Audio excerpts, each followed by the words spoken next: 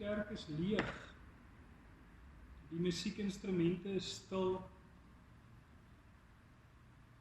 Daar's niemand wat sing nie. Die klavier speel nie. En as jy mooi kyk, kom jy agter, daar's ook niemand in die banke nie. Nie in die onderste banke nie, ook nie in die boonste banke nie. Die galery is daar nie een enkele nie, voor nie agter nie. Die kerk is nou vir 60 dae leeg. Buitekant ry die karre verby elke dag. Dit voel soos min of meer enige ander gewone dag, 3 maande, 4 maande terug. Waar in die middag 5 uur die karre in Bethlehemstraat op en af ry. En hier sit ons. Hier sit ek in 'n leë kerk. Ons is met 5 psalms vir 5 weke besig. En ek wil vandag met 'n stukkie aansluit by 'n psalm wat ek dink ons elkeen in ons hart iewers moet vasknoop. Dis die verhaal van Judas, wanneer Jesus tot dood veroordeel is en hy uiteindelik gekruisig gaan word. Ons lees in Matteus 27, toe Judas die verraaier sien dat Jesus tot die dood veroordeel is, het hy spyt gekry. Hy het die 30 silwer muntstukke teruggebring na die priesterhoofde en die familiehoofde toe en vir hulle gesê, ek het gesondig. Ek het 'n onskuldige man verraai. Maar hulle antwoord, wat het ons daarmee te doen? Dis jou saak. Judas het toe die geld in die tempel ingegooi, weggehardloop en homself gaan ophang. In elke liewe een van ons se lewens, dink ek, is daar ook hierdie spyt, hierdie donker, hierdie sonde, hierdie seer, hierdie goed wat genoeg is om te maak dat ek ook iewers oor 'n tak of 'n balk of 'n ding 'n stuk tou wil gooi en myself wil ophang. Want ek verstaan hoe ek ooit hier verby kan kom. En ek dink in ons wêreld en in ons samelewing is ons dalk te veel vasgevang in hierdie donker tye, in hierdie moeilike goed. En hierdie sondes wat ons so verstik dat ons eintlik daar sit en sê, ek is dit nie werd om aan te gaan nie. Ek weet nie hoe nie, ek weet nie wanneer nie, ek is nie goed genoeg nie, ek is nie sterk genoeg nie. Ek is te sondig. As ons deur die psalms blaai, en jy lees 'n psalm soos Psalm 32, dan gebeur iets ondenkbaar met jou. Ek lees vir jou Psalm 32, ek vir 'n oomblik insink as ek dit lees. Jy kan dit in jou eie Bybel ook weer en weer gaan lees. Dit gaan goed met die mens wie se oortredinge nie gestraf word nie, wie se sonde vergewe word. Dit gaan goed met die mens vir wie die Here die oortreding nie toereken nie, en in wie se gees daar geen valsheid is nie. Toe ek oor my sonde geswyg het my liggaam uitgeteer soos ek heeldag om hulp geroep het. U hand het dag en nag swaar op my gedruk. My krag het opgedroog soos water in somerhitte. Toe het ek my sonde bely, my oortredinge nie weggesteek nie. Ek het gesê, voor die Here bely ek my opstandigheid en U het my skuld vergewe. Dit is waarom elke gelowige in 'n tyd van nood tot U bid. Selfs vloedwater sal hom nie skielik oorval nie. U is vir my 'n skuilplek, U beskerm my teen aanvalle, U laat my oorwinningsliedere sing. Ek wil jou onderrig en jou die pad leer wat jy moet volg. Ek wil jou raad gee en my oog oor jou hou. Moenie onverstandig wees nie, soos 'n perd of 'n muil wat met 'n stang in die bek beteel moet word as jy hom wil lei nie. Die goddelose het baie smarte, maar wie op die Here vertrou, die omvou hy met sy liefde. Verbly julle in die Here en juig regverdiges, jubel alle opregtes. Die Psalm begin met die eerste 2 verse wat eintlik iets sê van dit gaan goed met die mens wie se oortredinge nie gestraf word nie, wie se sonde vergewe word. Dit gaan goed met die mens vir wie die Here die oortreding nie toereken nie en wie se gees daar geen valsheid is nie. En as jy die Psalm begin lees en jy moes soos 'n Judas gewees het jy nog vinniger gehardloop en 'n tou gaan soek. Want ek is een van hulle. Ek is een van daai mense wat sy oortredings nie gestraf word nie, wie die oortredinge van nie toegereken moet word nie. Maar die probleem is dat daar ook nog in my 'n stuk valsheid is. 'n Stuk onegtheid. Dis amper asof hy dan na vers 3 toe gaan en vir my kon sê, toe ek oor my sonde geswyg het my liggaam uitgeteer soos ek heeldag om hulp geroep het. En ek dink dit is deel van wat ons ook aanvang in ons eie lewens. Ons vergeet dat ek iewers by 'n plek moet kom dat ek net hierdie goed vir die Here kan gee.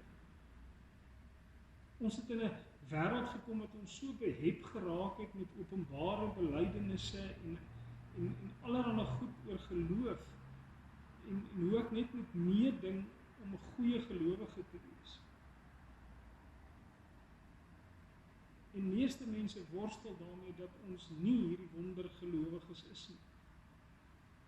Dat ek sonde in my lewe het. En ek is amper bang om dit te sê in 'n gemeenskap van gelowiges. Want ek is bang ek is nie goed genoeg nie.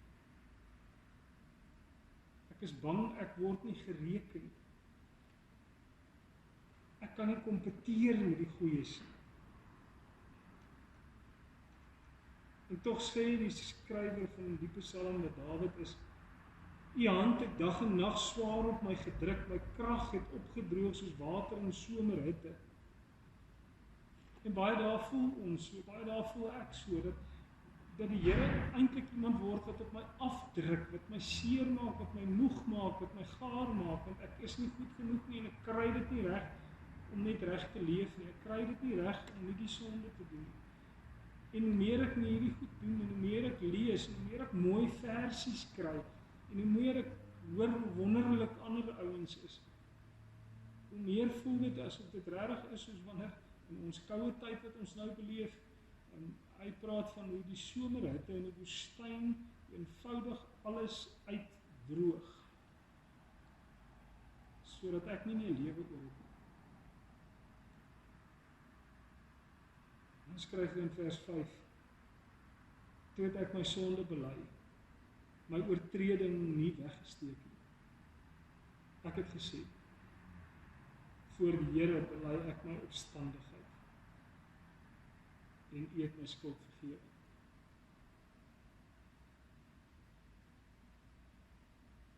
Ek wonder soms of ek ooit by die plek sal kom dat ek regtig sal verstaan hoe groot God se genade is. Want iewers met elkeen, ek en jy, elke liewe een van ons, gaan neerval voor die Here en vir hom sê, Here, hier is. Ek kan. Ons moet dalk ook soos aan die einde van Markus, hoofstuk 16, vers 7, 8.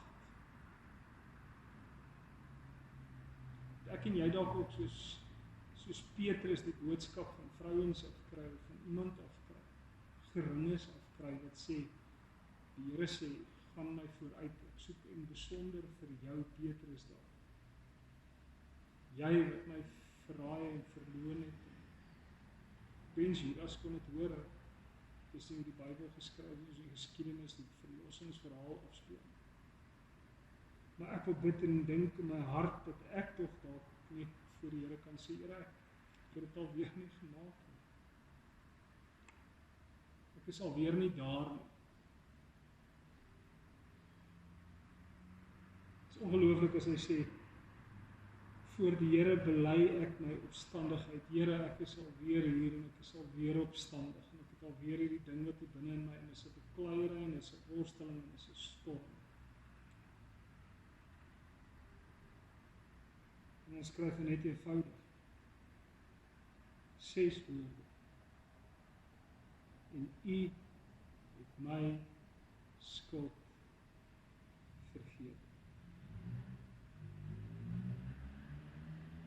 Dit is ook van elke gelowige, sê die psalmis Dawid aan die einde. Dis waarom elke gelowige in 'n tyd van nood tot U bid. En dan sê hy selfs vloedwaters sal hom nie skielik oorval nie. Here, U is vir my 'n skuilplek. U beskerm my teen aanvalle. U laat my oorwinningsliedere sing.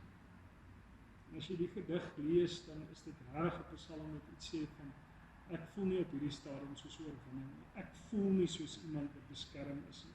Ek voel nie soos iemand wat by jou skuilplek het nie. Ek kry te skaam, ek is te moeg, ek is te seer, ek is te uitgeput met die dra van al hierdie goed. Maar as U, in vers 5 se einde, as U my net kan vergeef. As U my net kan vergeef. En ek het mooi gekyk en dit is my nogal 'n worsteling om te sê met wie is die ek van vers 8 tot vers 10. Ek wil jou onderrig en jou die pad leer wat jy moet volg.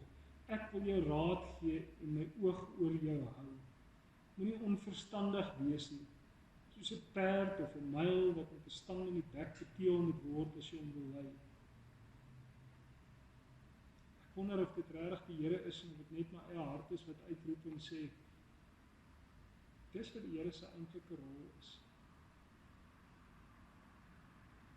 Dalk moet ek dit lees, soos wat dit waarskynlik bedoel word. Die Here wat in my oor saggies deur sy gees fluister, en vir my sê, as jy saam met my stap, as jy na my onderrig luister, dan sal dit anders wees. Die oomblik as ek dit sê, dan gebeur daar iets binne in my wat sê, dalk ten spyte van my sonde, dalk ten spyte van my donker, my onvermoë, my nie goed genoeg nie, my nie bekwaam genoeg nie.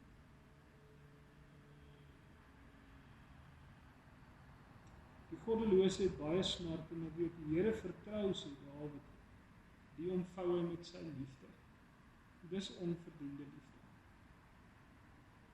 Dis liefde wat genade stel.